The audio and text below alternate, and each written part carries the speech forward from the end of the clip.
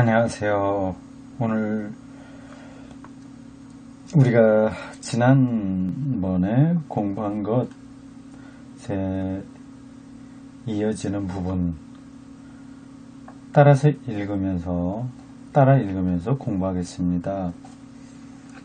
지난번 우리는 이 책 159쪽 윗부분까지 봤습니다. 거기서 주제가 이 책 전체가 늘 말하려고 하는 노제 혹은 노맨적인 것, 그것이 예정론과도 연관된다 하는 이야기였습니다. 재미있는 통찰이었어요. 그것을 지난번 공부한 부분에서는 아주 간단하게 그것만 짚은 것이고요. 이제 오늘 좀 더 구체적으로 그 이야기가 나오겠습니다. 읽겠습니다. 진정한 종교적 예정론은 두 가지 원천을 갖고 있으며 따라서 두 가지 다른 모습을 지니고 있다. 우리는 이 두 상이한 모습을 두 개의 확실히 구별되는 개념으로 나타낼 필요가 있다. 하나는 선택이라는 관념이요, 다른 하나는 본질적으로 다른 기분을 지닌 예정 그 자체의 관념이다.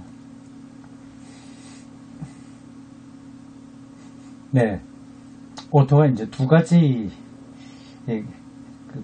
원천이 예정론에 있다는 이야기를 하고 있어요. 좀 참고적으로 이게 왜 지금 오토가 설명해야 되냐 하는 것을 지난번에 공부한 것과 잠깐 연관시켜서 보면 이렇습니다. 예정론이라고 하는 게 기본적으로 이중 예정이거든요. 구원받을 사람과 심판받을 사람이 이미 태초부터 결정됐다, 예정되었다고 하는 겁니다. 그런 주장은 아무리 하나님을 잘 믿는 사람이라고 하더라도 받아들이기가 선뜻 어려운 거거든요. 그 자체가 모순이 있는 겁니다. 지금 하나님을 믿지 않는다고 하더라도 결국 그것은 자기의 책임으로 돌아가지 않는 거죠. 왜냐하면 믿지 않도록 예정되어 있으니까요. 상식적이고 합리적인 것에 이렇게 충돌하고 있는 이 교리가 칼빈이 얘기하는 예정론인 거죠. 그러니까 이걸 자칫 오해하게 되면 큰 문제가 되는 겁니다. 오토는 이 예정론을 합리성을 뛰어넘는 누멘적인 근거로 설명을 하고 있는 거예요. 두 가지를 이제 말합니다. 책을 따라가겠습니다. 하나님에 의해서 선택받고 구원을 받도록 예정되어 있다는 선택관념은 종교적인 은총의 체험의 순수한 표현으로서 직접적으로 주어지는 것이다.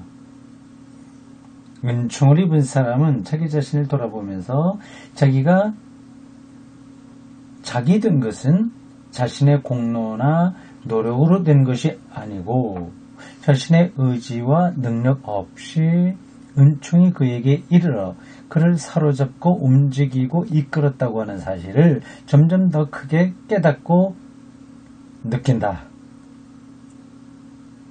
그렇죠. 은혜에 깊이 들어갈수록 나의 능력이 아니라 그분이 나를 사로잡았다는 생각으로 더 깊이 들어가게 되는 거죠. 옳은 이야기예요. 그리고 자기 자신이 가장 자유로운 결단과 동의마저도 자기가 그것을 했다기보다는 체험하는 것으로 되는 것이다. 자율적이라기보다도 타율적이라고 하는 차원을 더 깊이 느끼는 거죠. 옳습니다. 자신의 행위에 앞서서 그는 자기를 구원해주는 사랑의 손길이 그를 찾고 선택했다고 하는 것을 보며 자기의 일생을 지켜보는 은총의 의지를 인정하게 된다. 이것이 바로 예정이다. 이러한 예정은 순수히 구원을 위한 예정이며 은총의 체험에 대한 순수한 설명으로서 소위 애매한 예정. 라틴어로 이렇게 되어 있습니다. 프레데스티나치오 암비구아. 영어하고도 비슷한 표현의 라틴어네요. 소위 애매한 예정, 즉 이른바 모든 사람이 구원이나 혹은 멸망으로 이미 정해졌다고 하는 이론과는 아무 상관도 없다. 이 예정론을 이제 오해하게 되면 이미 다 결정됐다. 일종의 구원 결정론으로 빠지는 거죠. 오토의 설명에 따르면 그리고 당연한 거지만 예정론은 일단 구원 결정론하고는 상관이 없는 신학 개념입니다. 하나님의 은총의 그 신비 속으로 깊이 들어가는 그런 신앙을 가리켜서 예정론이라고 하는 거죠. 이로부터 나오는 논리적 결론, 즉 은총을 입은 사람이 자신을 선택된 자로 알 때 그는 동시에 하나님이 한 사람은 구원으로 그리고 다른 한 사람은 멸망으로 결정했다고 결론을 내릴 수밖에 없다는 것은 들어맞지 않는 얘기다.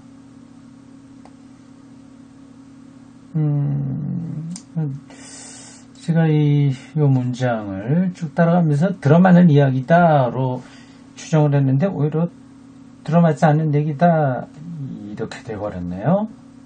그 흐름상 들어맞는 이야기여야 되는데 다른 뜻이 있는가 보죠? 좀 더 나가볼까요? 그 문장을 다시 써보겠어요. 그 예정이 구원이나 멸망이 미리 정해졌다고 하는 결정론과는 상관이 없다. 이제 그걸 앞에서 한 거잖아요.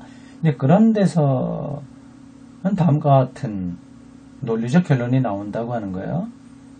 은총을 입은 사람이 자신을 선택된 자로 알 때, 그렇죠. 그런 동시에 하나님이 다른 한 사람은 구원으로 그리고 다른 한 사람은 멸망으로 결정했다고 결론을 내릴 수밖에 없다고 하는 것은 들어맞지 않는 얘기다. 그러니까 구원의 은총으로만 이야기해야지 또 멸망으로 선택됐다 이렇게 말하는 것은 곤란하다 이제 그 뜻인가 봅니다. 왜냐하면 선택이란 합리성의 영역에 있는 것이 아니기 때문이다. 여기서 문제가 되는 것은 하나의 종교적 직관으로서 이 직관은 하나님의 은총의 깊이를 보는 직관이죠. 이 직관은 그 자체로 서 있고 그 자체로서 타당한 것이며 체계적 사고와 논리적 추리의 대상이 될 수 없다. 어떤 다른 논리와 합리성을 근거로 해서 종교적 직관 자체를 문제 삼을 수는 없다고 하는 거죠. 만약 사람들이 그런 것을 시도할 것 같으면 그 직관은 폭행을 당하게 되는 것이다. 그렇죠. 예. 하나님의 은총의 심연을 이야기하고 있는 사람을 향해서 그 바깥에 있는 세계에 대한 책임을 져라. 이렇게 말하는 것은 일종의 폭력이다. 그 뜻이죠. 이런 점에서 슐라이너마커는 그의 종교 강화에서 말하기를 모든 종교적 직관은 그 자체로서 독립적인 소산이며 어디로부터 도출되거나 어디에 연결되는 것은 아니다라고 하고 있는 것이다.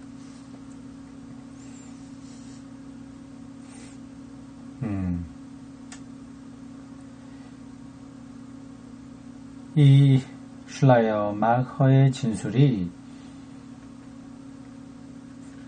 들어있는 책은 여기 각주로 달려 있어요. 오토가 출간했다고 그러는 루돌프 오토 이 사람인가요? 네. 에르 오토 출간 레덴 이버디 렐리기온 종교강연 뭐 아주 유명한 그 책입니다. göttingen 1926년 37에서 38쪽 이렇게 되어 있습니다. 이 루돌프 오토 바로 이 책을 쓴 사람이 이거를 냈다는 얘기인가요? 그리고 원서를 잠깐 보겠습니다.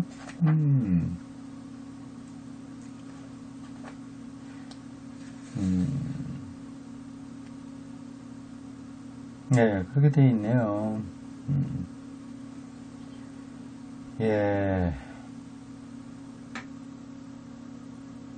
루돌프 오토가 편집한 걸로 나와 있네요. 네, 됐습니다.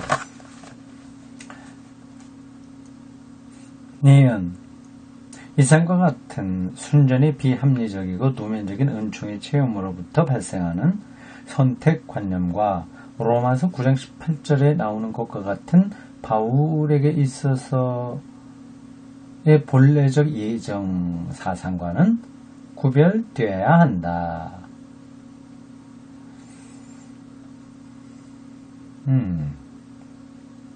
바울의 예정 사상, 이게 또 다른가라고 하는 거군요. 어떻게 설명하는지 보겠습니다. 하나님께서는 자비를 베푸시려는 사람에게는 자비를 베푸시고 완악하게 하시려는 사람에게는 완악하게 하십니다. 로마서 9장 18절 말씀이에요. 이것은 예정이며 사실 애매한 예정으로서 이러한 생각은 선택 개념과는 전혀 다른 출처를 지닌다. 물론 바울에게서 강하게 작용하고 있는 선택 사상이 여기서도 역시 함께 어울리고 있다고 하는 것은 사실이나 20절에 나오는 사고는 선택과는 전혀 다른 기분을 보이고 있다. 20절을 인용합니다. 오 인간이여, 그대가 누구이기에 감히 하나님께 따지려고 합니까? 만들어진 것이 만든 이에게 왜 나를 이렇게 만들었소? 하고 말할 수 있겠습니까? 이것은 선택이라는 사상적 기보에는 전혀 들어맞지 않는 사고다. 그렇다고 해서 이것은 찌뱅글리가 말하는 것처럼 하나님이 모든 것의 원인이 된다는 추상적 이론으로부터 발생할 수 있는 것은 더욱 아니다. 이런 이론도 하나의 예정론을 산출하는 것이 사실이나 철학적 사변의 인위적 산물이지 직접적인 종교적 체험의 결과는 아니다. 겉으로 비슷하게 보이긴 하지만 지금 인용한 바울의 이러한 진술은 철학적 혹은 신학적 사변에서 나온 결과이지 직접적인 종교체험, 누미노제적인 그런 경험은 아니다. 그 얘기입니다. 이 두 가지가 딱 구별되기가 쉽진 않은데요. 오토는 그거를 구별하고 있습니다. 네, 그 다음에요. 그러나 실로 진정한 예정론의 근원이 되는 종교적 체험이 존재하며 위에 든 바울의 말들은 의심 여지 없이 그러한 체험을 바탕으로 하고 있다. 그러니까 바울의 이 이야기도 철학적 사변에서 나온 거긴 하지만 그러나 그 바탕에는 예정론의 근원이 되는 종교적 체험, 즉 누미노즈에 대한 체험이 있다 그 얘기입니다. 그게 이제 조금씩 표현의 차이라서 좀 구분해서 오토가 보고 있는 거죠. 그리고 우리는 조금만 생각해보면 그것은 곧 다름 아닌 우리가 누멘적인 것의 첫 번째 요소로서 이미 오래전에 밝힌 바 있는 두려운 신비와 위협성에 대한 감정이라고 하는 것을 알게 될 것이다. 첫 번째 요소요. 두려운 신비와 위압성. 그럼 두 번째 요소는 뭘까요? 매혹성 이런 거죠. 그래, 두려운 신비와 위압성에서 그 예정의 깊이를 직관하는 거죠. 하나님의 순전한 은총의 화염 속에 빠져드는 것과 비슷합니다. 우리가 전에 아브라함의 이야기에서 본 것과 같은 그러한 감정의 특성이 이 예정사상에서도 다시 발견된다. 다만 이번에는 훨씬 강화되고 극단화된 형태로 나타날 뿐이다. 왜냐하면 예정사상이란 저 피조물적 감정의 발로요. 초세상적인 위압성 앞에서 느끼는 자신의 능력, 주장, 가치의 함물과 무화에 지나지 않는 것이기 때문이다. 예, 그건 아주 굉장히 중요한 표현 같아요. 예정 사상의 그 종곡을 찌르는 표현입니다. 다시 그거를 보겠어요. 저도 밑줄을 좀 쳐야 되겠네요. 예정 사상이란 저 피조물적 감정의 발로요. 초세상적인 위압성 앞에서 느끼는 자신의 능력, 주장, 가치의 함몰과 무화에 지나지 않는다.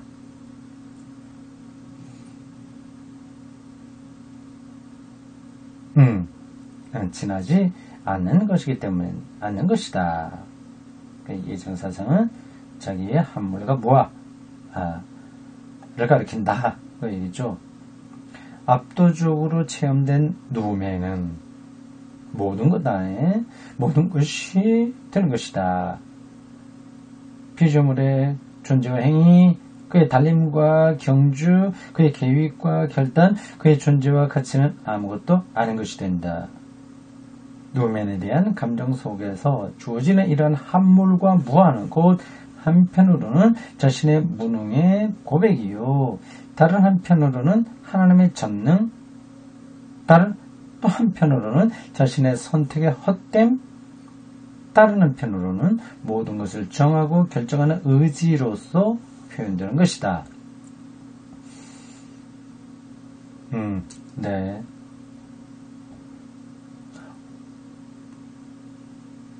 지난주 저희의 설교의 제목이 여호와의 빛이었어요. 여호와의 빛. 이사야가 여호와의 빛에서 행하자 그렇게 말을 해요. 근데 그 앞에 이제 칼을 빚어서 쟁기 만들고 창을 빚어서 낫을 만든다. 그런 때가 온다. 그런 얘기를 하고요. 그러한 표현들은 아수르라고 하는 그 거대한 제국 앞에서 아주 무기력해지고 있는 자기 민족과 주변 세계라는 그 상황을 목도하면서 나온 겁니다. 사람들은 다 그 아수르 제국을 그 역사의 주도권을 가진 어떤 능력으로 보고 있는데, 그래서 끊임없이 칼과 창이라고 하는 이데올로기가 어떤 설득력을 갖게 되는데, 이사야는 전혀 다른 세계를 보는 거죠.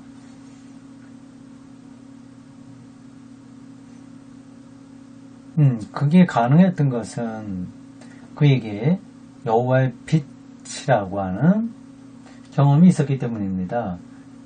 그 여호와의 빛이 바로 지금 오토가 이 부분에서 설명하고 있는 자기 함몰과 무화와 같은 거죠. 예, 누멘에 대한 감정이 진행되면서 우리는 그런 경험을 하게 되는 겁니다. 자기의 모든 것들이 함몰되고 무화가 된다면 이건 자기가 무기력하다고 하는 어떤 패배주의를 가리키는 게 아니라 이 세상에 있는 그 어떤 것에도 억압당하지 않는 영적인 자유와 해방을 가리키는 거죠.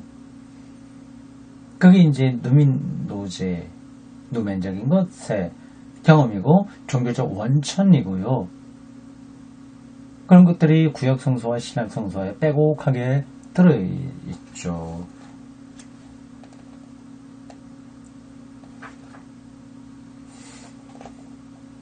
그 다음입니다. 161쪽 중간 패러그래프예요.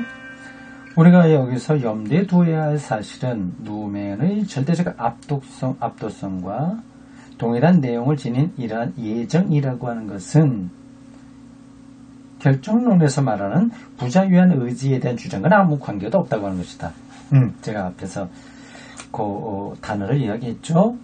저도 제법 이 오토가 말하고 있는 것을 잘 따라가고 소화시키고 있고 또 좀 알고 있는 것 같아요. 예정과 결정론은 다르다 하는 거죠. 예정은 오히려 바로 피조물의 자유로운 의지와 아주 빈번한 상관관계를 지니고 있으며 바로 그렇기 때문에 비로소 두드러지게 되는 것이다. 네가 하고 싶은 대로 그리고 할 수 있는 대로 원해라.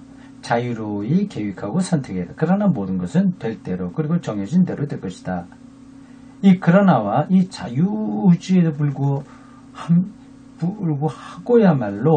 불구함이야말로 문제의 보다 진정한 본래적인 표현이다. 그의 자유로운 선택과 활동을 망라하여 인간은 영원한 힘 앞에서 아무것도 아니게 될 것이며 이 힘은 바로 인간 의지의 자유에도 불구하고 그 뜻을 이룰 것이라고 하는 사실을 통해서 측량할 수 없는 힘으로 되는 것이다. 내용이 조금 흐트러졌어요. 제가 못 따라가고 있는 건지 번역이 시원치 않은 건지 그건 잘 모르겠습니다. 여기서 뭘 또 하나 인용을 했습니다. 인용문이 나와요. 그가 결정한 것과 그가 가지고자 하는 바는 여하튼 결국 그의 목적과 의도대로 성취되어야만 한다. 지금 이게 결정론에 대한 비판을 하고 있는 거로 보이는데 확 잡히진 않네요. 예, 그 부분을 한번 원서로 볼까요? 찾을 수 있나 모르겠네요. 이게 각주로 달리진 않았어요.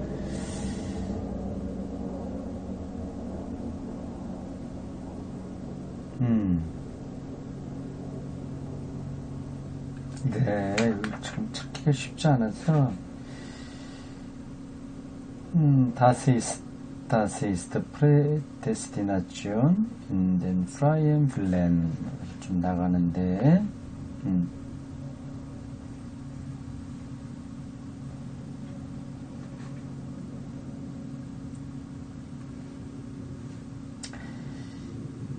예.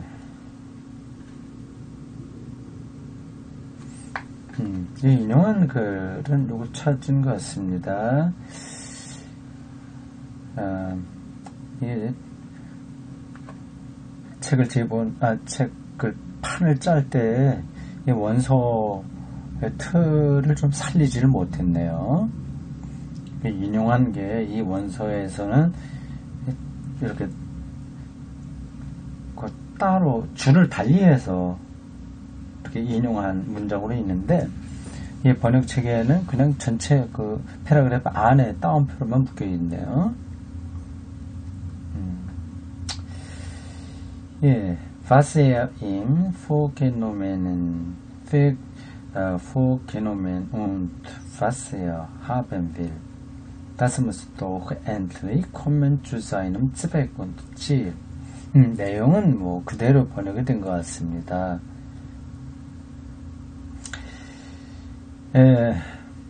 좀 복잡하니까 요거는 여기서 정리를 하고 다음 기회에 다시 보도록 하겠습니다. 고맙습니다.